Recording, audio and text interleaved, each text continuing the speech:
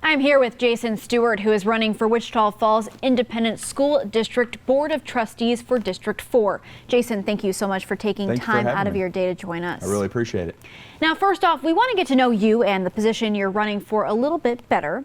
So the big topic this election is the WFISD school bond. Sure. Are you for or against the proposal? Sure. So to give you a little bit of background, I actually was on the long range planning committee that was a makeup of a lot of people within our community. This was held in 2019, and we were charged with putting together some long range plans, both from a high school perspective all the way down to elementary level. And to be very clear, I'm 100% for the bond.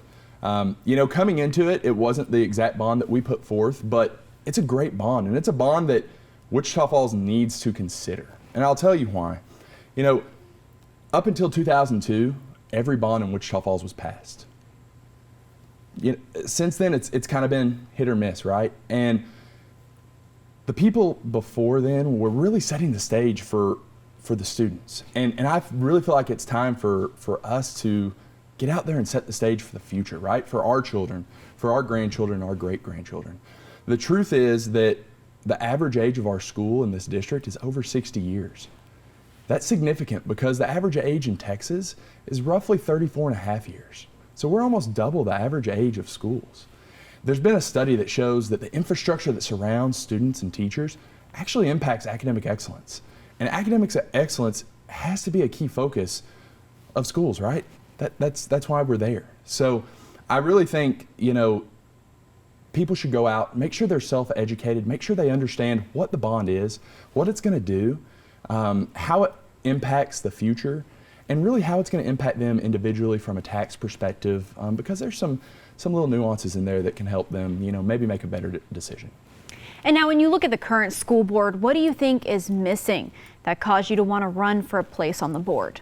Sure. So it goes without saying that parent perspective and parent presence has been something that I've really kind of used as a foundation for my campaign. The reason I say that is a few decades ago when I was in the WFISD, the board was made up primarily of parents. I say this because they're in the game, right? They know what's going on. They understand the everyday activity of the students, of the teachers, of those administrators. It's something that, to me, is irreplaceable, and it's something that needs to be there. Just having a parent presence and perspective, both from an elementary standpoint, but all the way through the 12-year academic, time.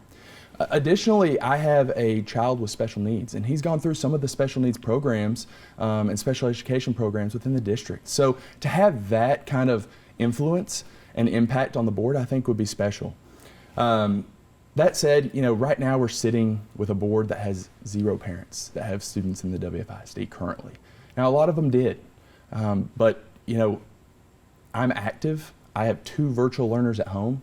I get what we're going through right now, and it's difficult and it's challenging. And I really think that having that vision and background on the board would be helpful. And now your campaign has talked about celebrating diversity. Tell us why you believe that is so important. So I really think when we speak about diversity, it's easy to go quickly to race, right? But there's so much in the diversity pool, right? You can talk about gender, age, work history, family history, economic background. There's so much that comes in from a diversity standpoint. Now, when we look at diversity, I like to use visuals, and it makes me think of a puzzle. A puzzle has 100 pieces, and they're all different sizes, different shapes. They come together and they make one picture.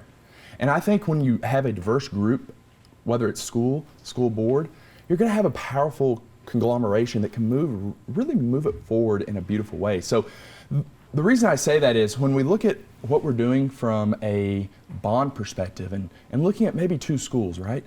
They've really split the 2 high schools from a diversity standpoint, both in race, but also from a socioeconomical standpoint, all the way down to, I guess, for my child, special education.